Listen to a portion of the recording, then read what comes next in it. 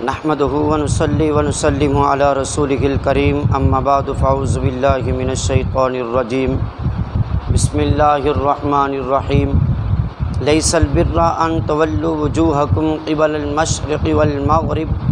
والمغرب ولكن البر من آمن بالله واليوم الآخر والملائكة والكتاب والنبيين وآتى المال على حبه ذوي القربى واليتامى والمساكين وابن السبيل والسائلين وفي الرقاب صدق الله العظيم وصدق رسوله النبي الكريم الأمين إن الله وملائكته يصلون على النبي يا أيها الذين آمنوا صلوا عليه وسلموا تسليما۔ بلند آواز سے درود پاک پڑھ لیں۔ الصلاۃ والسلام علیک یا سیدی یا رسول اللہ، الصلاۃ والسلام علیک یا سیدی یا حبیب اللہ وعلی آلک واصحابک یا رحمۃ للعالمین۔ میرے کریم آقا صلی اللہ علیہ وسلم کا فرمان عالی شان ہے، میرے محبوب نے ارشاد فرمایا کہ سب سے بڑا بخیل وہ شخص ہے کہ جب مجھ پر درود پاک پڑھا جائے اور وہ مجھ پر درود پاک نہ پڑھے، میرا نام لیا جائے اور مجھ پر درود پاک نہ پڑھے، وہ سب سے بڑا بخیل ہے۔ تو آپ ماشاءاللہ بخیل نہیں ہیں، آپ سخی ہیں، اور سخی ہونے کا آپ جو نا بھی اپنے آپ کو ظاہر کریں، ایک مرتبہ اونچی آواز سے پڑھیں۔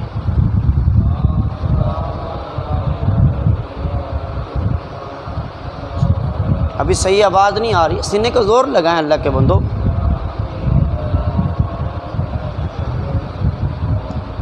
بندہ پروردگارم امت احمد نبی، دوست دارم چہار یارم تابع اولاد علی، مذہب حنفیہ دارم ملت حضرت خلیل، خاک پائے غوث اعظم زیر سایہ ہر ولی۔ میرے عزیزان گرامی، آج کا ہمارا درس پڑوسی کے حقوق کے متعلق ہے، ہمسائے کے حقوق کے متعلق ہے کہ ہمسائے کے حقوق کے بارے میں، پڑوسی کے حقوق کے متعلق قرآنی آیات ہمیں کیا حکم فرماتی ہیں، میرے اللہ کا کیا ارشادات ہیں، میرے کریم آقا صلی اللہ علیہ وسلم کے کیا فرامین ہیں۔ آئیے آج ہم پڑوسی کے حقوق کے متعلق سیکھتے ہیں، اور دعا کرتا ہوں رب کے حضور میں اللہ مجھ سمیت ہم سب کو عمل کرنے کی توفیق عطا فرمائے۔ اللہ رب العزت نے قرآن مجید کے اندر ارشاد فرمایا، لیس البر ان تولوا وجوہکم قبل المشرق والمغرب، نیکی فقط یہ ہی نہیں کہ تم مشرق یا مغرب کی جانب منہ کر کے کھڑے ہو جاؤ، بلکہ فرمایا ولیکن البر من آمن باللہ والیوم الآخر، بلکہ نیکی یہ ہے کہ اللہ تعالیٰ پر، آخرت پر، فرشتوں پر اور کتابوں پر اور پیغمبروں پر ایمان لاؤ، اور اپنا مال اللہ تبارک تعالیٰ کی محبت میں رشتہ داروں، یتیموں، محتاجوں، مسافروں اور مانگنے والوں کو دو۔ فرمایا اور لوگوں کی گردنیں غلامی کے عذاب سے محفوظ کرواؤ اور ان کو بچاؤ۔ اس آیات مبارکہ کے اندر ایک تو ہمیں یہ چیز کے لیے تنبیہ فرمایا جا رہا ہے کہ اشارتاً بھی میرے رب کریم نے فرما دیا، فرمایا کہ فقط یہ چیز عبادت نہیں ہے کہ ہم مشرق یا مغرب کی جانب یعنی خانہ کعبہ کی طرف یا بیت المقدس کی طرف ہم منہ کر کے کھڑے ہو جائیں، ہم نماز پڑھتے رہیں، ادھر ہم 5 وقت کے نمازی اور ادھر ہم حج بیت اللہ کی خانہ کعبہ کا طواف کر کے آئے ہوں، اور یہاں پہ ہم لاکھوں لوگوں میں جو نبی اپنا نام روشن کرنے کے لیے ہم نے جو نبی ٹرسٹ کھول دیے ہوں، اور ہم نے بہت سارے ایسے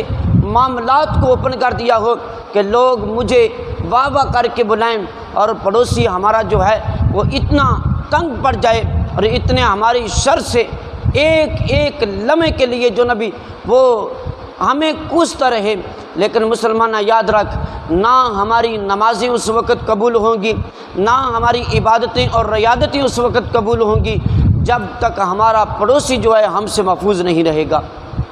تو اس لیے عزیزان گرامی میرے کریم آقا صلی اللہ علیہ وسلم کا فرمان علی شان ہے، میرے محبوب نے ارشاد فرمایا ما زال جبرائیل یوصینی بالجار حتی ظننت انہ، میرے کریم آقا صلی اللہ علیہ وسلم نے ارشاد فرمایا حضرت جبرائیل علیہ السلام ہمیشہ اللہ تبارک تعالیٰ کی طرف سے مجھے ہمسائے کے بارے میں وصیت کرتے کہ میں نے خیال فرما لیا کہ اس کو کہیں میرا وارث ہی نہ بنا دے۔ یعنی پڑوسی کو اتنی زیادہ ترجیح دی گئی، پڑوسی کے بارے میں میرے کریم آقا صلی اللہ علیہ وسلم کے بارے کے اوپر جو احکامات نازل ہوئے تو میرے کریم آپ صلی اللہ علیہ وسلم نے ارشاد فرمایا کہ مجھے اس چیز کا خوف آنا شروع ہو گیا کہ کہیں ایسا نہ ہو کہ میرا پڑوسی جو ہے وہ کہیں میری وراثت کا حقدار نہ ہو جائے، وراثت کا مجھے اس کا حقدار نہ بنانا پڑے۔ یہ اتنا بڑا یہ وراثت کا حقدار جو ہوتا ہے وہ وارث ہوتے ہیں، پڑوسی اگر کوئی غیر ہے تو ہم اس کو اپنی وراثت کا حقدار نہیں بنائیں گے، ہم اپنے بچوں کو بنائیں گے، اپنے اہل و عیال کو بنائیں گے۔ تو مسلمانوں اتنی بڑی ترجیح جو ہے پڑوسی کو دی گئی ہے، تو اس لیے پڑوسی کے بارے میں کبھی بھی ہمیں نہ ان کے ساتھ اختلافات رکھنے چاہیے، نہ ہی ان کو تکلیف دینی چاہیے۔ اور آج ہمارا معاشرہ دیکھو مسلمانوں، اس نظام شریعت کو ایک پہلو کے اوپر رکھ کر دیکھیں کہ کتنی کمال کے میرے رب کریم نے ایک سمجھو کہ ونڈ نکالی ہے کہ میرے رب کریم نے ارشاد فرمایا وَاعْبُدُوا اللَّهَ وَلَا تُشْرِكُوا بِهِ شَيْئًا وَبِالْوَالِدَيْنِ إِحْسَانًا وَبِذِي الْقُرْبَى وَالْيَتَامَى وَالْمَسَاكِينِ وَالْجَارِ ذِي الْقُرْبَى وَالْجَارِ الْجُنُبِ وَالصَّاحِبِ بِالْجَنبِ وَابْنِ السَّبِيلِ۔ اور اس کے اندر میرے رب کریم نے اپنی عبادت سے لے کر آخر تک جو نبی ایک ایک لمحے کے لیے ایک ایک چیز کو بیان فرما دیا، فرمایا کہ اپنے والدین کے ساتھ حسن سلوک کرو، اپنے دور کے پڑوسیوں کے ساتھ حسن سلوک کرو، فرمایا کہ جو قریب کے ہیں ان کے ساتھ بھی حسن سلوک کے ساتھ پیش آؤ۔ میرے رب کریم نے ارشاد فرمایا کہ کیونکہ یہ ان کا حق ہے۔ اور اس نظام شریعت پر ذرا غور کیجئے کہ اسلام نے دنیا کے سامنے کیا شاندار تمدن پیش کیا ہے جس کی نظیر اس مذہب و تمدن دنیا میں کہیں بھی نہیں ملتی ہے جو دین اسلام کے اندر ملتی ہے۔ اور آج ہم اس چیز سے غافل ہیں، اور آج ہم اپنے پڑوسی کو زیادہ تر تکلیف دیتے ہیں، ان کو پریشان کرتے ہیں۔ میرے کریم آقا صلی اللہ علیہ وسلم کا فرمان علی شان ہے، قال رسول اللہ صلی اللہ علیہ وسلم واللہ لا یؤمن واللہ لا یؤمن واللہ لا یؤمن قیل من یا رسول اللہ قال الذی لا یأمن جارہ بوائقہ۔ یہ مشکوٰۃ شریف کی حدیث مبارکہ ہے، میرے کریم نے ارشاد فرمایا خدا کی قسم وہ ایمان والا نہیں ہے، وہ ایمان والا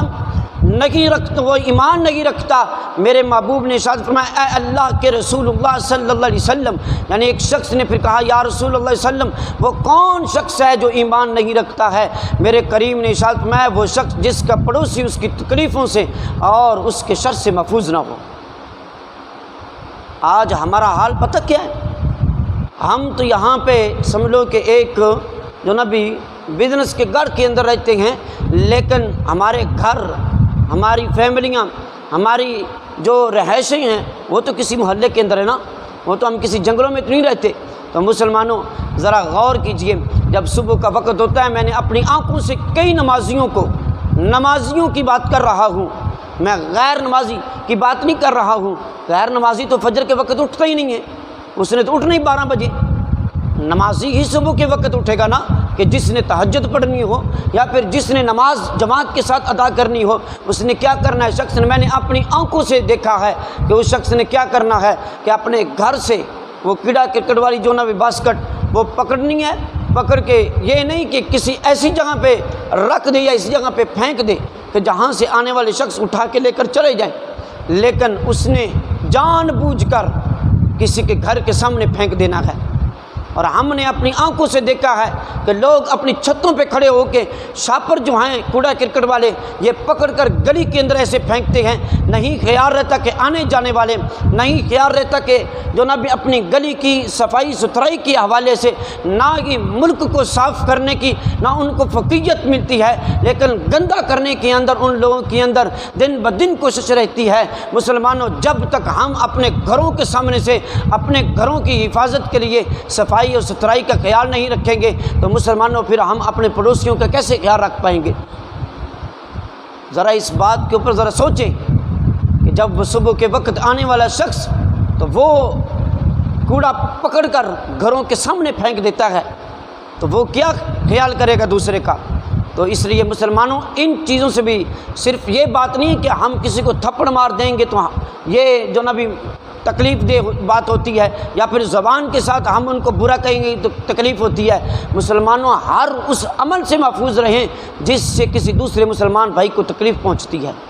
تو اس لیے تو میرے کریم آقا صلی اللہ علیہ وسلم کا فرمان عالی شان ہے، میرے محبوب نے ارشاد فرمایا کہ حضرت ابن عباس آپ روایت کرتے، میرے کریم نے ارشاد فرمایا کہ وہ شخص مومن نہیں جو خود تو پیٹ بھر کر کھائے اور اس کا پڑوسی جو ہے وہ سارا دن بھوکا رہے۔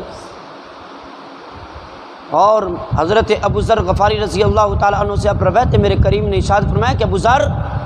جب بھی گھر میں سالن پکایا کرو نا تو شوربہ زیادہ رکھا کرو، شوربہ زیادہ رکھا کرو، اپنے پڑوسیوں کو بھی ساتھ بھیجا کرو، ارد گرد کے لوگوں کو بھی بھیجا کرو۔ آج ہمارا معاشرہ کس طرف چل پڑا ہے، یقین کر جائیں، اور یہ ہماری شریعت، ہمارے اسلام نے ہمیں اس بات کے اوپر دعوت دی ہے اور جھنجھوڑا ہے ہمیں کہ جس کے پاس کچھ پیسہ آ جائے، کوئی چیز بھی بازار سے لے کر آؤ نا، آپ لوگ بازار سے لے کر آؤ، یہ بات ذہن میں بٹھا لیں۔ ہم عمل نہیں کرتے ہیں، بلکہ ہم فخر کے ساتھ بازاروں، اپنی گلیوں میں، اپنے گھر ان غرباء اور مساکین کے سامنے لے کر جاتے ہیں، لیکن نہ مسلمان نہ یہ عمل نہ کرنا۔ اس کے بعد، آج کے بعد اپنے یہ پلو میں بات باندھ لے کہ جب بھی ہم بازار سے کوئی چیز لے کر آئیں گے تو اس کو چھپا کر لے کر آئیں گے کہ یار ہماری گلی میں، ہمارے محلے میں، ہمارے معاشرے میں، راستے میں ہمیں کوئی غریب کا بچہ بھی مل سکتا ہے، کسی یتیم کا بچہ بھی مل سکتا ہے کہ جس کے دل کے اندر بھی حسرت پیدا ہے، جس کا دل بھی ہے، وہ بھی کہتا ہے کہ کاش میرے باپ کے پاس آج پیسے ہوتے تو مجھے بھی ان چیزوں کے ساتھ جو نہ بھی مجھے بھی لا کر دیتے، مجھے دور نہ رکھتا۔ کچھ بچوں کو تو ہم نے خود اپنی آنکھوں سے دیکھا ہے کہ جب دوسروں کے بچوں کو وہ چیزوں کو کھاتے ہوئے یا پھر پہنتے ہوئے یا پھر لاتے ہوئے دیکھتے ہیں اپنے ماں باپ کے، جو نہ بھی اتنا زیادہ ان کو تنگ کرتے ہیں کہ ماں باپ مجبور ہو جاتے ہیں یا پھر گھر کی کوئی چیز بیچنے کے لیے یا پھر اپنے جسم کا ٹکڑا بیچنے کے لیے۔ اس لیے جب بھی کوئی چیز لے کر آئیں، آپ لوگوں کو یہ ایک چھوٹا سا طریقہ بتا رہا ہوں، اور یہ ہمارے بزرگوں کا، ہمارے سلف صالحین کا طریقہ کار ہے کہ جب بھی چیز لے کر آتے تھے وہ شاپروں میں نہیں آتی تھی، آج کل جیسے یہ جو نا بھی ٹرینڈ نکل پڑا ہے، بلکہ تھیلوں کے اندر چیزیں آیا کرتی، کپڑے والے تھیلوں کے اندر، کہ کسی کو دیکھنے والے کو بھی محسوس نہیں ہوتا تھا کہ اس کے اندر ہے کیا۔ تو اس لیے اپنے بچوں کو بھی خاص کر کے اپنے بچوں کو اس بات کے اوپر تنبیہ فرمائیں کہ جب بھی آپ نے ان کو کوئی چیز دینی ہے تو بچے کو کہنا کہ بیٹا گھر میں بیٹھ کے کھا کے باہر جائیں، اپنے دوستوں کے پاس جائیں۔ آپ کا دوست کوئی غریب بھی ہو سکتا ہے، نہیں تو پھر غریب کو گھر بلا کر اپنے بچے کے ساتھ بٹھائیں، تو پھر دیکھنا میرا رب اور میرا محبوب کتنا خوش ہوتا ہے۔ یہ تو میرے محبوب کا فرمان ہے، جو کسی یتیم بچے کے سر کے اوپر محبت بھرا ہاتھ رکھتا ہے، اللہ اس بندے کو اس کے سر کے ہاتھ کے نیچے جتنے بھی بال آتے ہیں اللہ اس کے بدلے اتنی نیکیاں عطا فرما دیتا ہے۔ اور میرے محبوب نے ارشاد فرمایا کہ یہ یتیم کی کفالت کرتا ہے، قیامت کے دن مجھ محمد کے ساتھ یتیم کی کفالت کرنے والا وہ اس طرح ہوگا جیسے یہ 2 انگلی ہیں۔ یار اس بندے کی کیا شان ہوگی، اس بندے کا کیا مقام ہوگا قیامت کے دن۔ حضرت آدم علیہ السلام سے لے کے محمد عربی کی ذات مبارکہ کی امت تک لوگ وہاں پہ جمع ہوں گے، لیکن کریم آقا صلی اللہ علیہ وسلم کے ساتھ وہ شخص ہوگا کہ جس نے دنیا میں رہ کر کسی یتیم بچے کی کفالت کی ہوگی، جس کو دیکھا ہوگا، دیکھ بھال جس کی ہوگی، جس کو ہر چیز سے جو نہ بھی ان کو ہر چیز لا کر دی ہوگی۔ جب وہ خوش ہوتا ہے تو میرا رب خوش ہوتا ہے۔ تو اس لیے مسلمانوں ہمیں یتیم بچوں کی، ہمیں غرباء بچوں کا بھی ساتھ ساتھ خیال رکھنا چاہیے۔ اس لیے میرے کریم آقا صلی اللہ علیہ وسلم کا فرمان عالی شان ہے، میرے کریم نے ارشاد فرمایا کہ قال، ایک شخص نے آ کر عرض کی، قال رجل یا رسول اللہ ان فلانۃ تذکر من کثرۃ صلاتها وصیامها، کہ ایک شخص نے آ کر عرض کی، یا رسول اللہ علیہ وسلم ایک عورت ہے، وہ عورت 5 وقت کی نماز بھی پڑھتی ہے۔ اب یہ میں بات کرنے جا رہا ہوں کہ جو ہم اپنی نمازوں کے اوپر، اپنی عبادتوں ریادتوں کے اوپر فخر کرتے ہیں، میرے کریم آقا صلی اللہ علیہ وسلم کی بارگاہ میں اس شخص نے عرض کی، یا رسول اللہ علیہ وسلم ایک عورت ہے، فلاں عورت، وہ 5 وقت کی نماز بھی پڑھتی ہے، تہجد بھی پڑھتی ہے، نفلی عبادتیں بھی کرتی ہے، اور فرضی روزوں کے ساتھ ساتھ یا رسول اللہ وہ نفلی روزے بھی رکھتی ہے، لیکن یا رسول اللہ صلی اللہ علیہ وسلم اس کا پڑوسی جو ہے وہ اس سے محفوظ نہیں ہے، وہ اپنے پڑوسی کو تکلیف دیتی ہے۔ میرے کریم آقا صلی اللہ علیہ وسلم نے ارشاد فرمایا، قال ہی فی النار، وہ عورت جہنم کے اندر جائے گی۔ اب یار سوچ تو صحیح پہلے، اس عورت کی یا ہماری عبادتیں ریادتیں، ہماری یہ 5 وقت کی نمازیں، روزے، صدقے، خیرات کہاں جائیں گے جب ہمارا پڑوسی ہم سے محفوظ نہیں ہے؟ اور میرے کریم آقا صلی اللہ علیہ وسلم کے سامنے پھر دوسری عورت کا ذکر کیا گیا، یا رسول اللہ وسلم بس ایک عورت وہ بھی ہے کہ جو 5 وقت کی نماز صرف پڑھتی ہے، فرضی روزے رکھتی ہے، کبھی کبھی جو نبی وہ پنیر کے ٹکڑے بنا کر صدقہ بھی کر دیتی ہے، یعنی نفلی عبادات میں زیادہ مصروف نہیں رہتی، نہ یہ ہر وقت عبادت کرتی ہے، نہ یہ ہر وقت ہاتھ میں تسبیح اس نے پکڑی ہوئی ہے، یا رسول اللہ صلی اللہ علیہ وسلم بس فرائض کو پورا کرتی ہے۔ میرے کریم آقا صلی اللہ علیہ وسلم کے سامنے اس شخص نے عرض کی، یا رسول اللہ صلی اللہ علیہ وسلم اس کا پڑوسی بہت خوش ہے، اس کا پڑوسی اس سے بہت زیادہ خوش ہے۔ میرے کریم آقا صلی اللہ علیہ وسلم نے ارشاد فرمایا، آپ صلی اللہ علیہ وسلم نے ارشاد فرمایا، قال ہی فی الجنہ، وہ شخص وہ عورت جو ہے وہ جنت کے اندر جائے گی، وہ عورت جنت کے اندر جائے گی۔ اب انسان سوچتا ہے کہ یار ایک عورت وہ ہے، ایک شخص وہ ہے جو صبح 3 بجے اٹھتا ہے، اللہ کو یاد کرتا ہے، ہر وقت ہاتھ میں تسبیح اللہ کی ضربیں لگاتا ہے، اور نماز نہیں چھوڑتا، نفلی عبادت نہیں چھوڑتا، صدقہ خیرات نہیں چھوڑتا، وہ جہنم کے اندر جائے گی۔ اس کی وجہ یہ ہے کہ ہم نے حقوق العباد،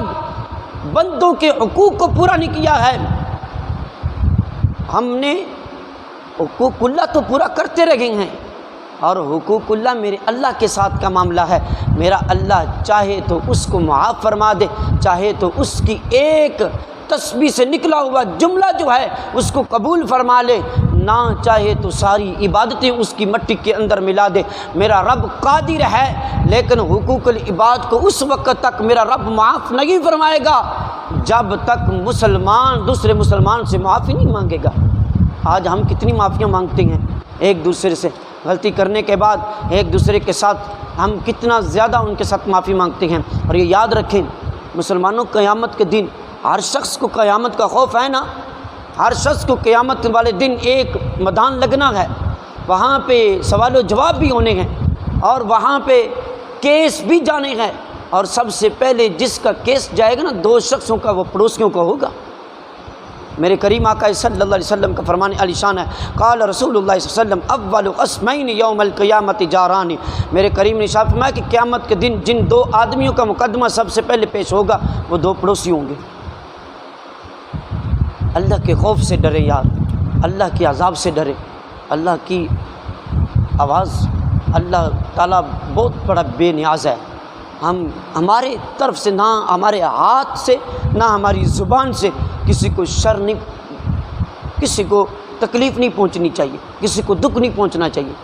یار پڑوسی کے تو حقوق یہاں تک ہے مسلمانہ، یہاں تک ہے، اگر ہم اپنی بلڈنگ بنائیں نا، اپنی بلڈنگ بنائیں اور کسی دوسرے پڑوسی کی بلڈنگ چھوٹی ہے تو پہلے ان سے اجازت لینی پڑے گی، ان سے اجازت لینی پڑے گی کہ سردیوں میں سورج اس کے گھر میں پڑتا ہے، کہیں ہماری اونچی بلڈنگ کی وجہ سے سورج جو ہے وہ ان کے گھر کے جو نہ بھی اندر پڑے نا، وہ دھوپ سے محروم ہو جائے۔ تو اس لیے مسلمانوں پڑوسیوں کے حقوق، پڑوسیوں کے بارے میں اللہ رب العزت کا قرآن مجید کے اندر بھی ارشادات ہیں۔ میرے کریم آقا صلی اللہ علیہ وسلم نے بار بار پڑوسیوں کے بارے میں ارشاد فرمایا۔ وہ بڑی مشہور روایت ہے کہ جس وقت ایک صحابی رسول نے، ایک شخص نے جس وقت ایک سری جو ہے بکرے کی وہ جب دینی چاہیے نا، تو اس نے سوچا کہ میں اپنے ساتھ والے پڑوسی کے دے دوں۔ اور اسلام تو پھر میرے بابا جی اکثر فرمایا کرتے ہیں اسلام انسان کا قرض نہیں رکھتا ہے، اور اسلام جو ہے وہ انسان کو بغیر سود سمیت جو ہے جو اس کو لٹا کر واپس بھیجتا ہے۔ اور اس شخص نے جس وقت وہ سری اپنے ساتھ والے پڑوسی کو دی، ہمسائے کو دی، تو ہمسائے کے گھر میں جب وہ سری آتی ہے تو وہ سوچتا کہتا ہے کہ مجھ سے زیادہ تو غریب میرا ساتھ والا پڑوسی ہمسائے، میرا تو گزارا ہو رہا ہے۔ اس نے پکڑی دوسرے کو دے دی، تیسرے گھر کے اندر چلی گئی، تیسرے سوچا مجھ سے زیادہ دوسرا غریب ہے، اس کے گھر میں چلی گئی، یہاں تک گھومتی گھومتی اسی کے گھر کے اندر آ گئی جس گھر سے نکلی تھی، جس گھر سے نکلی تھی اسی گھر میں واپس آ گئی۔ جب ہمارے اندر یہ جذبات، ہمارے اندر جب یہ محبت پیدا ہو جائے گی، ہمارا پڑوسی کبھی رات کو بھوکا نہیں سوئے گا، ہمارا پڑوسی کے بچے رات کو بلکتے ہوئے نہیں سوئیں گے بلکہ خوش ہو کر سوئیں گے۔ اس لیے مسلمانوں آج رمضان المبارک کی جو نبی رحمتیں، مسرتیں اور خوشیاں ہیں، آگے عید کی بھی خوشیاں آ رہی ہیں۔ جیسے ہم اپنی عید کی خوشیوں میں شامل ہوتے ہیں، جیسے ہمارے بچے عید کی خوشیوں میں شامل ہوتے ہیں، اپنے گھر کے ارد گرد بھی ذرا نظر دوڑانا اور دیکھنا کہ کیا کوئی غریب یہاں پہ تو نہیں ہے، یہاں پہ مسکین تو نہیں ہے کہ جس نے کپڑے نہ پہنے ہوں، جوتی نہ پہنی ہو۔ یار سال کے بعد اگر 10-15 ہزار روپے ہم کسی کے اوپر خرچ بھی کر دیں گے، کوئی فرق ہماری وراثت میں نہیں پڑے گا، ہماری یعنی جیب میں کوئی فرق نہیں آئے گا، بلکہ میرا رب خوش ہو جائے گا، میرا رب اس کے بدلے ہم